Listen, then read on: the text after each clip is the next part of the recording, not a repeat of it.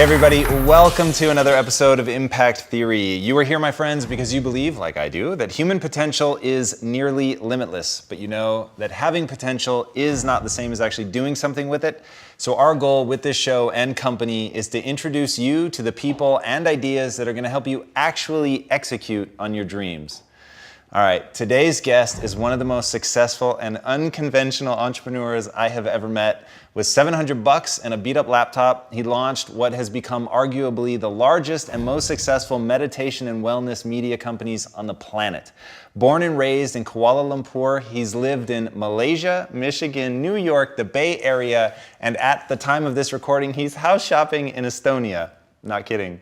He and his family also uproot themselves for an entire month every year to spend time in a new and exciting location to ensure maximum exposure to new ideas. And this very unique perspective, the diversity that it brings, is what has allowed him to question everything and crawl out from under the horde of bullshit rules, what he calls Brules, that he believes are holding us all back.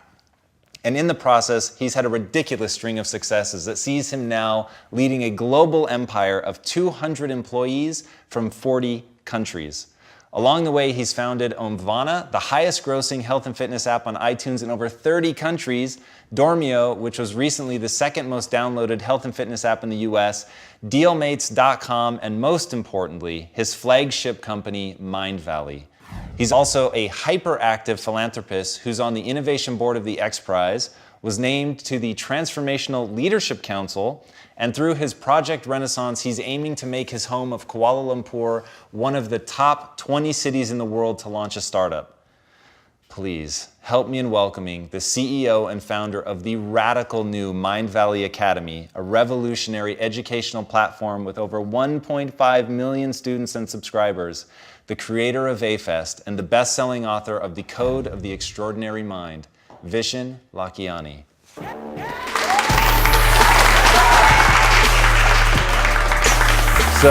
So honored to be on this show. Can I just give a shout out to my family? Please. Christina, Hayden, Eve, hi. And Hayden, check out that t-shirt. Yeah, you recognize that symbol? And my Hayden, son is a big Jedi fan. Well, he's the reason that I'm wearing it. Nice. Heard that, Hayden? You had said in an interview that, actually it was a talk that you gave, you said, we have to question all these rules, and one of them is religion, and so my kids get to pick their own religion, and you said that you kind of hope that he'd choose Jedi, and I was right there with you, man. You are. So yeah, I love that notion. Tell us what are the rules, what's the culturescape, like give us some of that, which is pretty empowering. I coined a word which I call the culturescape. The culturescape is that tangled web of shared subjective realities that all of us are immersed in. And all of us are influenced by the culturescape of our local group. So I grew up as a kid in Kuala Lumpur. And growing up there, my family was Hindu. So I was influenced by the shared subjective reality of Hinduism, the idea of reincarnation. I believed growing up that eating beef was somehow bad. I might go to hell. Well, Hindus don't believe in hell, but I might not achieve oneness with the universe, or I might be looked upon badly by God because I chose to eat beef. That was my shared subjective reality. As I grew up, I went to a British school, and then I came to America. I went to the University of Michigan. And as I got exposed to these different elements of the culturescape, because of this diversity I was part of, I start realizing that not all shared subjective reality is true. So I realized that, my belief that eating beef is bad was just that. It's a belief. It's neither true nor false. So what I write about in my book is how to study the culturescape, the shared subjective realities we are living in, and identify what rules help you and what rules are really Brules or bullshit rules. Rules that hold you back from truly living your most extraordinary life. So let me give you an example of a bullshit rule, right? So growing up in an Indian family, there's a lot of pressure to be successful. So if you have Indian friends, they'll probably say this as well, especially Indians who are immigrants like me who live outside India, that your family pushes you to be a lawyer, a doctor, or an engineer. And if you're not any of that, you're a family embarrassment. So Indian kids grow up to be lawyers, doctors, engineers, or family failures. So in my case, I loved art. I wanted to study art. I love performing art. I loved getting on stage and acting. I loved photography. But when I went to school, I viewed artist, the idea of me being an artist as disappointing my family, as the opposite of success. So I signed up for computer engineering classes. I studied hard, went through all of these boring as hell classes that I had no interest in at the University of Michigan, so that 5 years later, I could get a job at Microsoft. And now, boom, I was it. I was working for Bill Gates. I was at Microsoft. My family, they'd saved up over $100 grand for this college education. And now I was a software guy at Microsoft. 11 weeks into Microsoft, I realized I was miserable. And I quit cold turkey. I basically got myself fired. I had no motivation for work. When I was supposed to be in the office, and I confess, and I'm so apologetic to my boss, I would just hold myself up and play Age of Empires because I was so bored with programming. My boss caught me and he fired me, and I wanted that to happen. I realized that for 5 years I was pursuing something that I had no interest in because the rules of the culturescape of being a good Indian kid said, be a software programmer. So I quit. I went, I joined a nonprofit, and that's really when my life began. I dabbled in different things from traveling around the world to meditation to art, but it was through following these passions, it was through ignoring the bullshit rules of the culturescape, but really identifying what really drove me, what made me passionate, that I was able to build the life I have today. And that's really why I'm so adamant about teaching people through my work, through my books, to question everything, to question your religion, to question your societal rules, to question the idea of a college degree. And I have a method for that, which we can talk about later. It's called the 3 most important questions. But that's how I feel all of us should be living life, by questioning everything. And I don't mean being skeptical of everything. There's a difference. I mean healthy skepticism, ultimately questioning the rules of the culturescape so we can stay true to our own inner identity. It's really interesting, and so full disclosure to anybody watching, Vishen and I know each other. We're both on the board of the X Prize. I didn't know that you had a performance bug in you. I think anybody watching will get that you're very at ease talking. You're great on stage. Your presentations are amazing, and they have a lot of fucking views, dude. How do you let that stuff drive you? Do the 3 most important questions, do they address that? Tapping into... Well, let's talk about that, right? So I think the idea of goal setting in the Western world is rubbish. Because here's what happened. When you ask people to set goals, even if you teach them methodologies like SMART, SMART goal setting, you are basically encouraging people to set goals based on that same culturescape with its restricting rules. So people, especially in the United States, set goals along the lines of this. Okay, we need to get good grades so I can graduate high school, so I can get into a good college, need to study hard to get a good GPA, so maybe I can go to graduate school, so maybe I can do well in my LSAT, that becomes the next goal, get into law school, the next goal, graduate from law school, get into a partnership, become a lawyer. And that's how teenagers often think about their life, these series of ticks that they have to go through. But here's what happens. Let's actually look at that. Let's look at lawyers. 50% of lawyers in America are clinically depressed. It's not just the US. I think Australia did a similar study. So why are kids going into these professions where they end up in a job that they thought was a good goal at one point, only to find themselves absolutely miserable? And I say that with some confidence because I, at a certain point, was working in the legal industry. I was selling technology to law firms, and I would speak to lawyers on the phone and diagnose what was going on in their law firms, and it was shocking how many of them actually hated their jobs and wanted to quit. But why is it that teenagers go into these roles? Now, it's not just lawyers. We set our goals to have 2 cars and a house of a certain size, to be in a marriage. It's because these goals aren't coming from inside us. They're coming from the culturescape. And the culturescape is basically a safety net mechanism. You see, for the longest time in human history, we had to watch out for each other. There were wars, there were disease. Go back 1,000 years, there were wild animals that might kill you. So you had to follow certain rules of the culturescape to stay safe. Right. Among these were get a good education, so you are not stuck in a factory job, so that you can have a blue-collar job. It was get married, so if you're a woman, you have a man to provide for you. It was have 5 kids, because if you go back 50 years ago, infant mortality was so much higher. You had 5 kids, 2 were going to probably pass away. But the problem is, people continue with these same rules in today's world, when everything has changed. So the thing is, I don't believe in goal setting because when you teach traditional goal setting, people are locked into the rules of the culturescape. So here's what I suggest. I suggest we ask ourselves 3 questions, and I call these the 3 most important questions. Now, the first question is this. It's what experiences do I want to have? Okay, now I'll tell you why that's important. You see, there are 2 types of goals. There are means goals and there are end goals. So people tend to chase means goals, not realizing these are very different from end goals. A means goal is do well in my LSAT, graduate from college, get that particular job, save up for retirement. But if you ask these people, why do you want that? There's always a so. Well, I wanna qualify for college so I can do this. Right. I want to become a lawyer so I can do this. Well, the so leads you to the end goal.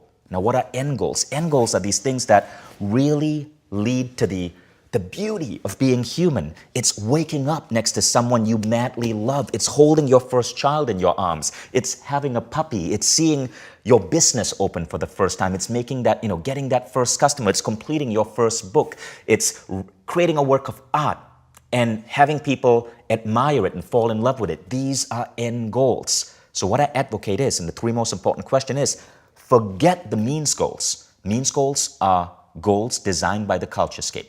Instead, go straight to the end goals. Now, the first question you ask yourself to identify your end goals is, what experiences do I want to have in life? And this is where you start writing down your experiences. And, when I do this exercise, I ask people to take out a piece of paper, draw 3 columns. So if you're watching, do that right now. Take out a piece of paper, 3 columns. Top of the first column, you're going to write down experiences, right? And ask yourself, what experiences do I want to have? Who do I want to wake up with? What type of house do I want to live in? What countries do I want to visit? Where do I want to travel to? What adventures do I want to have, whether it's climbing Mount Kinabalu or hiking the Andes? What type of family life do I want? What dog do I want? The beautiful thing about experiences is often they don't require that much money. It's crazy. We associate money with happiness, but often the most beautiful experiences in life require no money. Almost any human being today can fall in love, can make a baby. These are some of the most profound experiences I've had. So the first thing is you make a list of your experiences. Now the second thing is you ask yourself this question. For me to be the man or woman who has all of these experiences, how do I have to grow? And here we come to the second list. See, I believe we are souls having a human experience here on planet Earth. But these souls are not just here to explore all of these wonderful things about being human. I believe as souls, as human beings, we crave growth. Human beings are growth-driven machines. And so you make that second list. And that second list is, how do I want to grow? How can I learn to be a better father, a better spouse, a better lover? What languages do you want to learn? Do you want to learn a musical instrument? Do you want to learn to write? Do you want to learn to play a particular sport or learn a particular skill? What many people don't realize about the world is that growth is a goal in itself.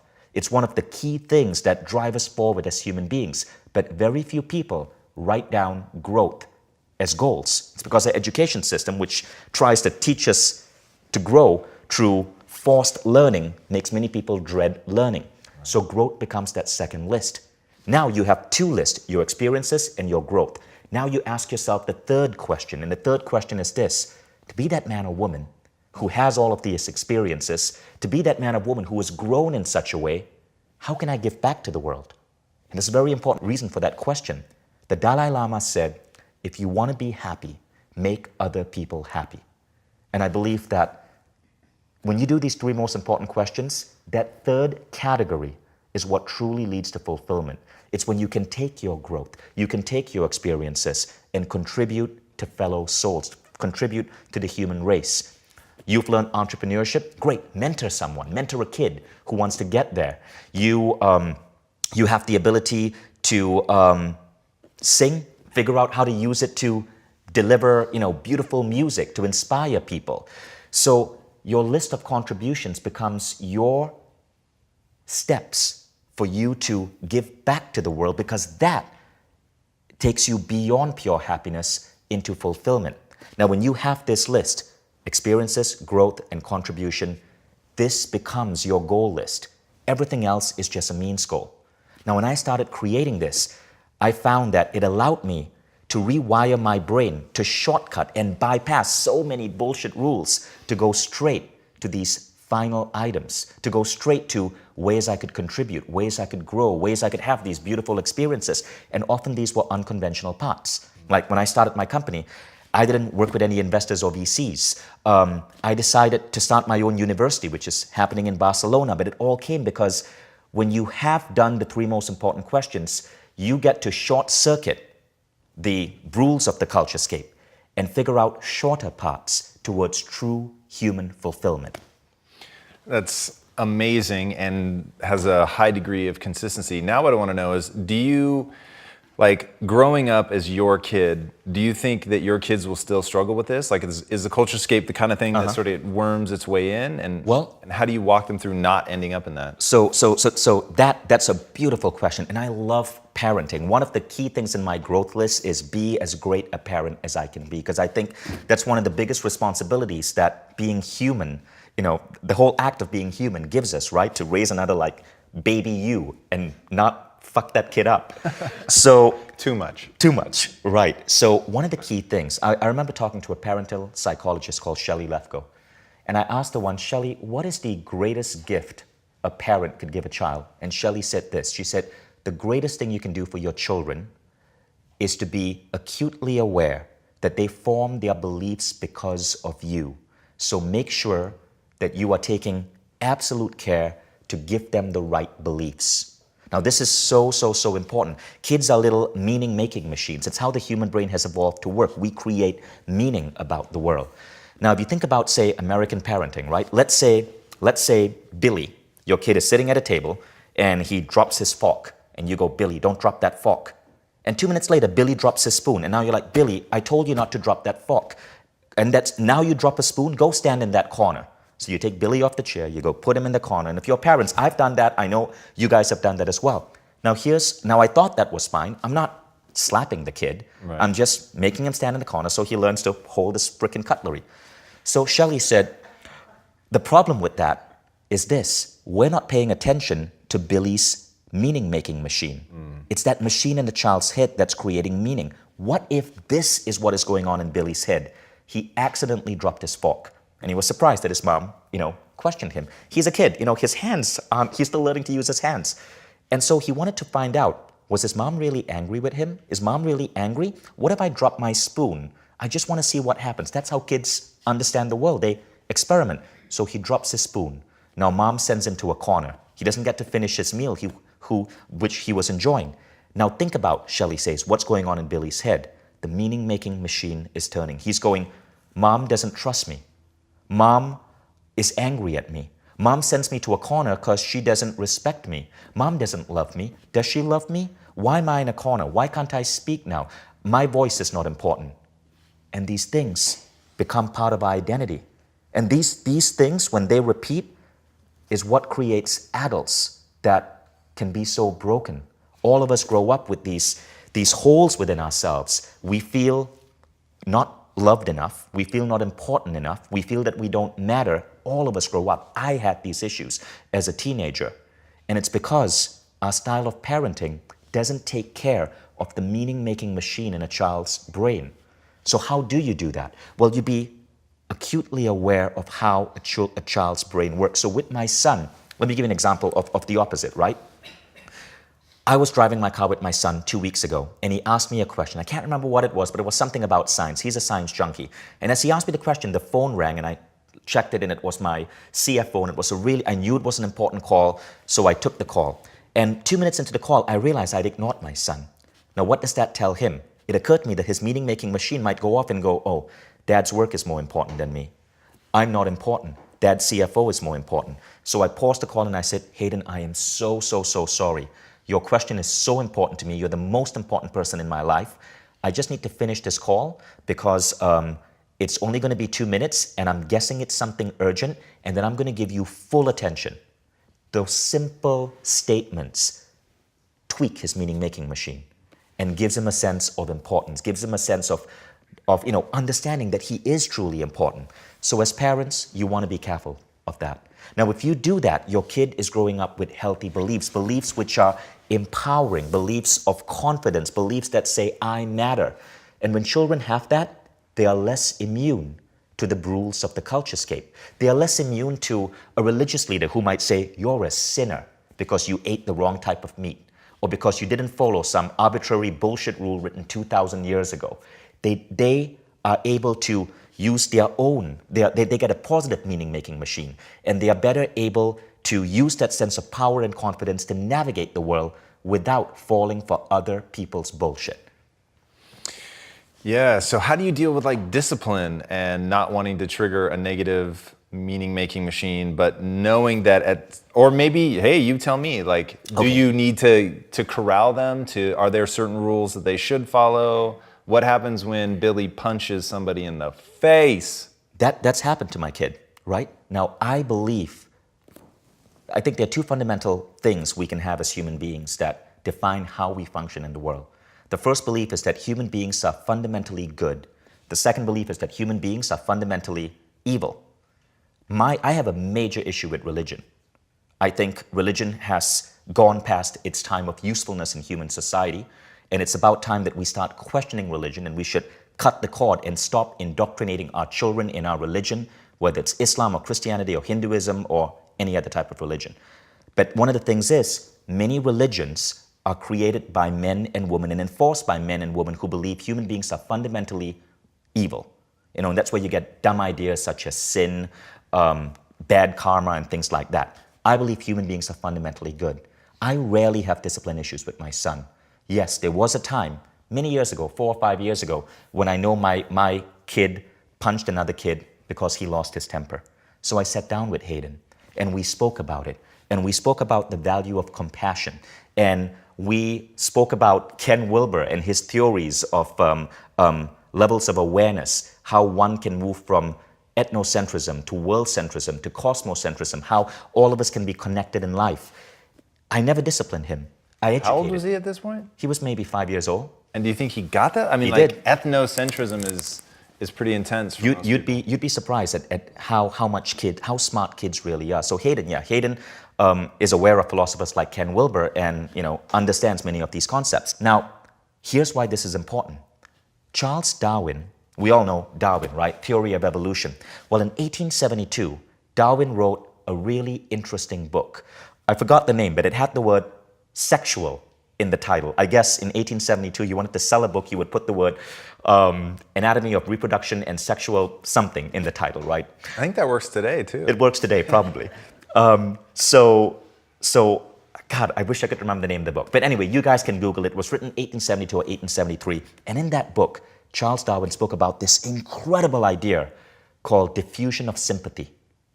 And when I read that paragraph, I felt like I felt like my hair stand on end, because it was like listening to the Dalai Lama, remembering that this was a guy who lived 150 years ago. He said, when human beings start understanding that they can be sympathetic to the community around them, very soon they start understanding that they have a natural advantage by being sympathetic to the entire nation. But then very soon they realize that they have a further advantage by being sympathetic to people of other nations. And one by one, this diffusion of sympathy will extend until someday the entire human race will be sympathetic to each other. He predicted world centrism. He predicted that more and more of us are going to go up to areas of world centrism. Charles Darwin didn't just talk about how we evolved, he talked about how we are going to evolve. The natural state of evolution of human beings, according to Charles Darwin, is that our sympathies, and sympathies is basically 1872 language for compassion, is going to extend and extend and extend until the human race is one. I guess today you can call that unity, right? So, back to why it's important for a kid to know this. When you see, and I'm not trying to get political, I'm trying to get logical. Sure. When you see a man like Trump get on television and blame Mexicans and blame Muslims, you can tell that his ideas are counter to the natural forward evolution of the human race, which is diffusion of sympathy to people of all colors and all creeds. In other words, he's holding us back. And if you decide that the goal of a political leader is to help human beings evolve, you would not vote for Trump, assuming you understood Darwin, you understood Ken Wilber's philosophy. My child at 7 can watch Trump on television and go, this guy is kind of, bad. So I believe that is the most important thing we can teach our people, because if people learn that, there would be no racism. There would be no wars. There would be no discrimination against people of different colors or religions. There would be no discrimination against gays. And the thing is, if you are a religious person and you learn that, the way you embrace your religion changes. Religion goes away from being a suffocating, poisonous brule to something that can open you up to new experiences. Do you consider yourself a philosopher or an entrepreneur more? I'm imagining there's a bit of both, but... Interesting question. I realized I just went on philosophy for a really long time. Which is amazing, but I'm very curious to know where your self-definition would fall. I used to think I was an entrepreneur, but again, entrepreneur is a means goal. Okay.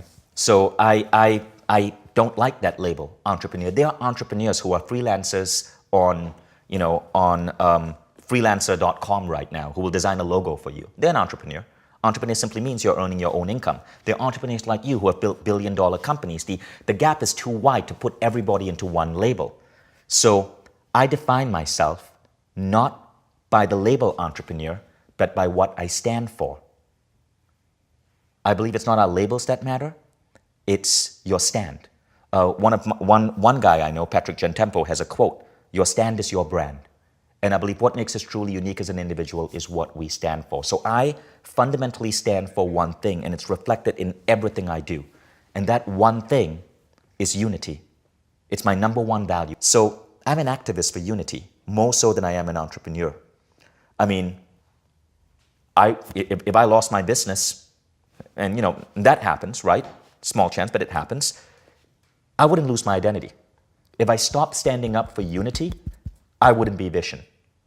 Everything I do in Mind Valley is about taking Darwin's prediction of sympathetic diffusion and getting it out to more people. There's this big desire in me for unity. I don't know where it comes from.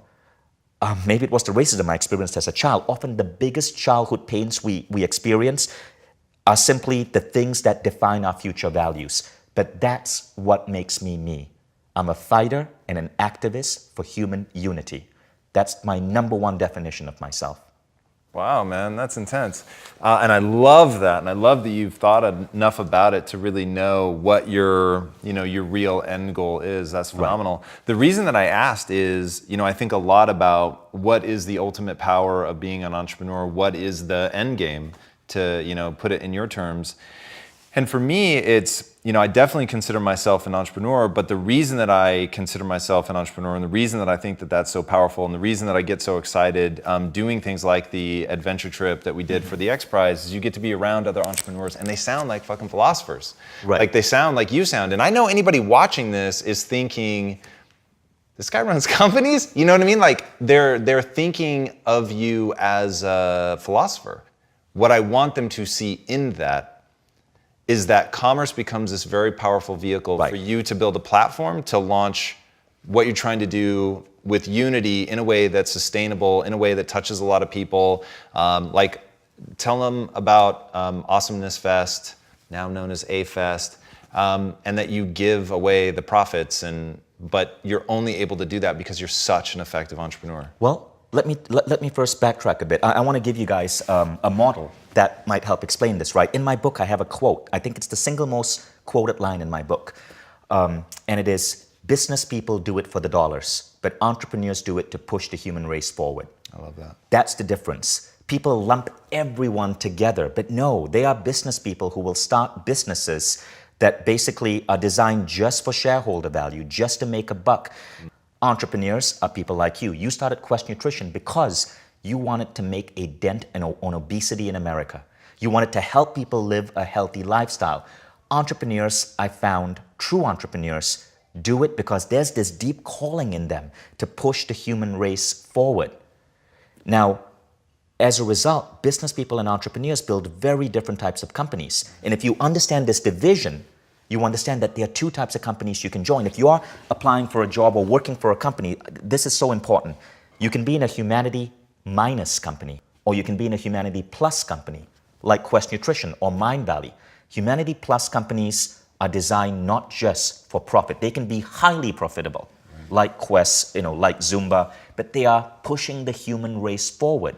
Humanity minus companies create money, but they serve very poor, they don't really serve to push the human race forward. In many cases, they keep the human race stuck in old practices. If you think about oil and gas companies right now, right, which are influencing the EPA to cut so many environmental regulations. If you think about companies that sell junk food, these are humanity minus companies. Big tobacco, junk food, companies that are willing to sacrifice quality and manipulate people to eat stuff that actually make you sick because it leads to their bottom line, humanity minus. I wish millennials today could understand this, so you guys stop sending your resumes to bullshit companies that are messing up the planet. No one's asking you to save the world. All I'm saying is, don't fuck it up for the next generation. It's a fair ask. So what I want to know is, do you think, going back to what you're saying about the food companies, the humanity minus, do you think that we legislate our way out of that? Do we stop food companies from doing things, or do we as consumers make demands that they be better? That's a very important question. I am not for extreme legislation, but the fact of the matter is legislation is necessary because especially in a country like the US, right, there is this danger that America becomes a corporatocracy, if it isn't already. And certain legislation is necessary. Let me give you an example. In Tallinn, which is this beautiful medieval town, my wife is from there, we're buying a house there, I love Tallinn. I'm so happy that there's legislation that doesn't allow Starbucks in Tallinn. Because I used to live in New York, and I remember in 1998 and 1999 walking through the streets of New York and being able to visit and have dates in all of these beautiful little romantic coffee shops. And when Starbucks came in, all of these coffee shops just died out. It's just a Starbucks everywhere. And some of these Starbucks don't even have like places where you can sit. It's coffee on the go. Right now, I love Starbucks. I started Mind Valley in a Starbucks. But I can see how, without legislation, certain historical places like Tallinn, one of my favorite cities, might lose their native touch. Tallinn has shops, stores, which are over 500 years old. These might die out if these companies come in. So sometimes legislation is necessary. And especially when it comes to food, I think it's so vitally important. According to the CDC, the Center for Disease Control, 1 in 3 Americans are now officially obese. Right. And until we create a world where, and hopefully the millennial generation will figure this out, we create a world where companies are all humanity plus, the fact is a large number of companies exist straight up as an algorithm for generating profit. And these algorithms, I'm not saying these guys behind them are bad or wrong, I'm just saying the algorithm of the company is to generate profit at all cost. And these might be counter to where we want to take the human species. Yeah, it's a fascinating argument that I won't derail us entirely and keep going down that rabbit hole, but it's something I think a lot about. What was that study that you read about belief, and I think you refer to it as Bob, Billy, and Sally and their teachers? It's one where the teacher gets told these 3 are special. Oh, yeah. So there are numerous studies. It's called the expectancy effect, right? So there was this one study done in a school where they took a teacher and they played a trick on her. They told her that certain people in her class had tested and were proven to be exceptionally gifted. But the teacher, to be fair to everyone, was not allowed to tell these kids how they had done in this presumed IQ test. Right. She just had to do her regular job and be quiet about it. Now, what they found is that after 1 year, even though they had randomly picked the kids whom they told the teacher was gifted, those kids started scoring better in exams. And that's the expectancy effect. People do good when you expect them to do good. Right. It's a really interesting study that shows that often what we expect to be true about the world, whether it's because it changes our behavior or it influences the world in some way, ends up being true. They did that same study with managers. They told managers certain employees just had the potential to be star employees. And again, these employees were picked at random. And sure enough, those employees ended up being star employees. And that is so fascinating to me when you think about the power of the mind. Right. Because what's happening is And this goes back to, did you read Malcolm Gladwell, Outliers? Yes, I did. And we talked about hockey players in Canada are all Right. born between January and March because they end up being bigger and because they have early wins and because they're just more coordinated, they're bigger, they're stronger. And then that gives them the confidence. They go on to do better simply because they have the confidence and Right. believe that they must be better. And so they actually separate themselves from the pack. And that just the teacher, because these kids don't even know the study's happening. So just the teacher believing, even though they're trying not to let anything on, that they think these kids are special. The kids actually end up doing better. It is so surreal and makes me absolutely terrified to have children and to, like, because you realize, like, I want it to be Plato. I think it's Plato that said, the only impossible job is raising children. And when you think about how many, like, I literally, as you were talking about Brules, I had this vision of your kids and like vines representing the Brules, like winding their way over. And like your job as a parent is like one by one to fight those off because they come for you. They do. It's not like they just get passed on by you. There's so many, to navigate the world, we have to make assumptions about it.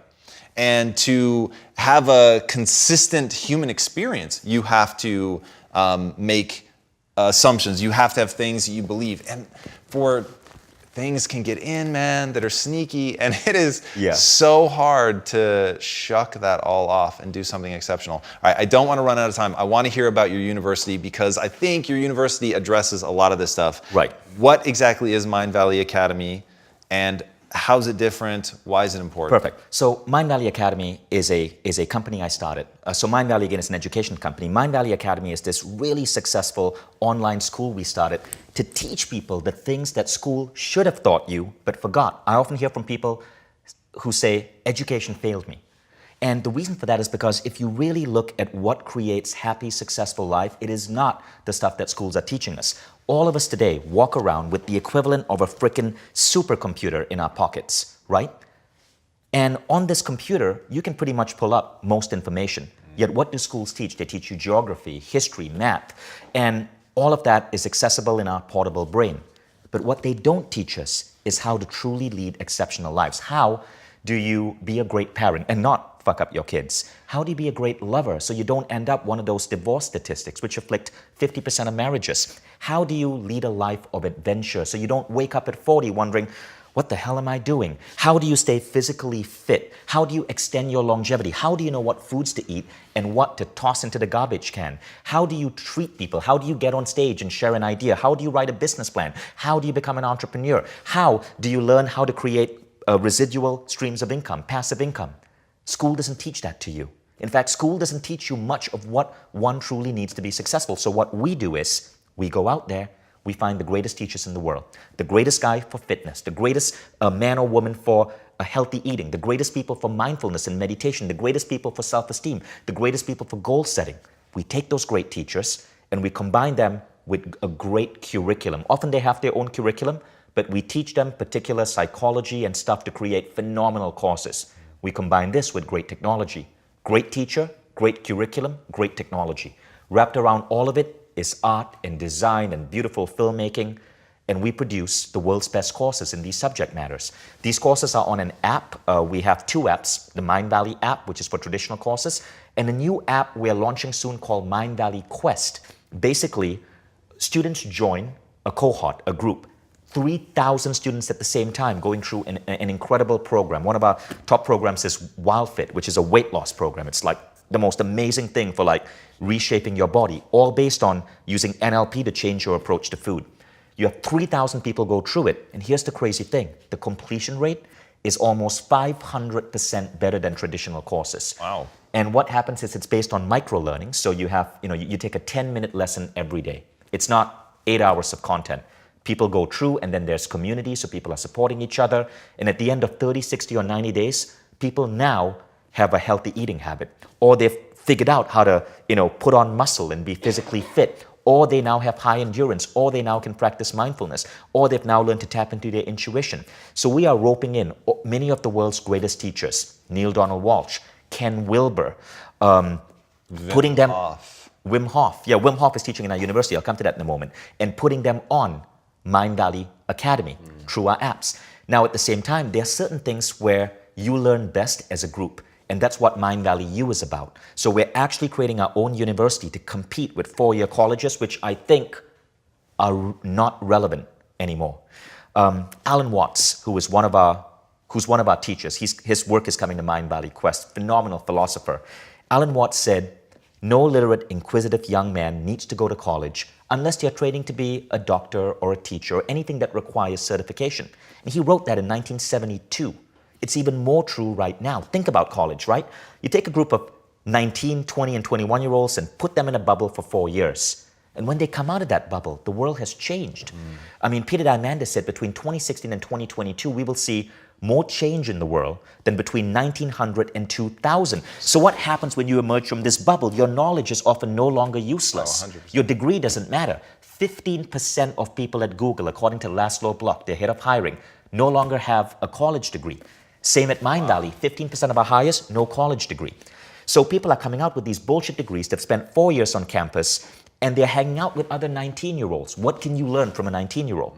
Now, we want to change college. So the first thing is, get rid of the 4 years. Mind Valley U is 1 month a year. You go for 1 month onto our campus, and then you go back into the real world for 11 months. You come back a month later, go back into the real world for 11 months. It is 1 month a year, stretched out for 48 years. So the second thing we just got rid of, graduation. It's pointless. Why would you ever want to graduate from learning, right? So you come back every year. Now, the third thing we do is, it's not just for teenagers. You have parents coming, husband, wife, 10-year-olds, teens, 5-year-olds. It's for people of all ages. You could be in a class with a 13-year-old and 70-year-olds. And because of this, everybody learns from each other. An interesting statistic shows that 85% of jobs are found through personal connections, not resumes. The resumes help, but it's that personal connection. Everybody knows resumes are BS. By putting entrepreneurs and teenagers all in the same campus together, your kids make incredible connections. So now the next thing we hack is the campus itself. Rather than have a confined campus, our campus is in spectacular cities around the world, like Barcelona. Next year it's going to be Berlin or Tallinn. The campus moves every year. So every year for 1 month, you're living in a new city, you're discovering a new culture, you're on this campus with this incredible community of people of all around the ages. And now we bring in the magic ingredient, teachers. Our subject matter and our teachers are the subjects that truly change your life. Our teachers are legendary. Colleges do not have the best teachers. They have the best researchers. They're incentivized to employ the best researchers. But the best teachers, these are the people you have on the show. These are people on TED Talks. These are people writing best-selling books. We get these people into our campus. It's such a rich community. But it all started because my family and I wanted to question a Brules. Christine and I were wondering, how cool would it be if we could live 1 month a year in a foreign city with our kids? And if we had community around us and we had opportunity to do what we love, which is learn. And this new university idea was born. So we launched it. It's been ridiculous. Hundreds of applications. We're going through them right now. We'll probably fill our first quota. Our first beta test is 400 people. But I'm going to scale this to 10,000 people. And yes, absolutely, we are taking on 4-year colleges. Wow, man, that's incredible. It's a big vision. Thank you. All right, you're doing a lot. Where can these guys find you online? Go to mindvalleyacademy.com. mindvalleyacademy.com is where you can learn all about Mind Valley Academy, our courses, our teachers, and Mind Valley Academy /U is where you can learn about our university project. Awesome, man. All right, last question. What's the impact that you want to have on the world? I already shared what I feel is the number one thing I stand for, and that is unity. But the second thing I stand for is human transformation. The impact I want to have on the world is to help take our human education systems from what we learn as adults to what colleges teach. And later we're going to go down to K1 to K12 and early infant learning and upgrade these to teach the skills that truly create happy, wonderful, kind, generous people who are able to live beautiful, fulfilled lives, create humanity plus companies, and elevate the human race as a world-centric species. Now, this means an overhaul of how our education system works. It means, teaching ideas like world-centrism, getting it into the K1 to K12 system, into colleges, and teaching people to unleash that that power within. I know that line sounds corny, but teaching people to unleash that abilities within to really craft and create the best lives they can. That's the legacy I want to live. I want to reboot human education and create something that's more relevant for the generation, that future that this human race is moving into. I love it, man. Thank Thanks. you so much for coming on, dude. This is awesome. Thanks. Guys, listen when I say that, yes, he has a massive vision, but the thing you need to understand about him is he is an entrepreneur to his core, and while he does not define himself by that, and I get it's all about unity, he actually knows how to execute, and that's why it's important to me that he has the skill set of an entrepreneur, because he's not an empty dreamer who's pulling all of this stuff out of the ether to sound good. He's building all of this stuff based on real world execution, knowing what it takes to actually take on a 4-year university, knowing what it takes to look at a global problem like people being too ethnocentric or being too egocentric, and understanding how to build sustainable engines that take care of that through being an entrepreneur, looking past the dollar and looking to the opportunity and the way to build something to get people excited and rallied around an idea. Go online and look at their offices, look at the way that he's constructed it. And one thing I was not gonna forget to ask him, and I forgot, is that he makes people swear on like a Wonder Woman statue when they start in the Hall of Awesomeness. These are all real things tied to his company. Go check it out. He questions everything. He is doing things in a new way, and I know I have learned a lot from him. I hope that you guys will as well. It is a weekly show, my friends, so if you haven't already, be sure to subscribe. And until next time, be legendary, my friends. Take care. Thank you, everyone. Vishen, thank you, brother. Love this. Hey everybody, thanks so much for joining us for another episode of Impact Theory. If this content is adding value to your life, our one ask is that you go to iTunes and Stitcher and rate and review. Not only does that help us build this community, which at the end of the day is all we care about, but it also helps us get even more amazing guests on here to share their knowledge with all of us. Thank you guys so much for being a part of this community. And until next time, be legendary, my friends.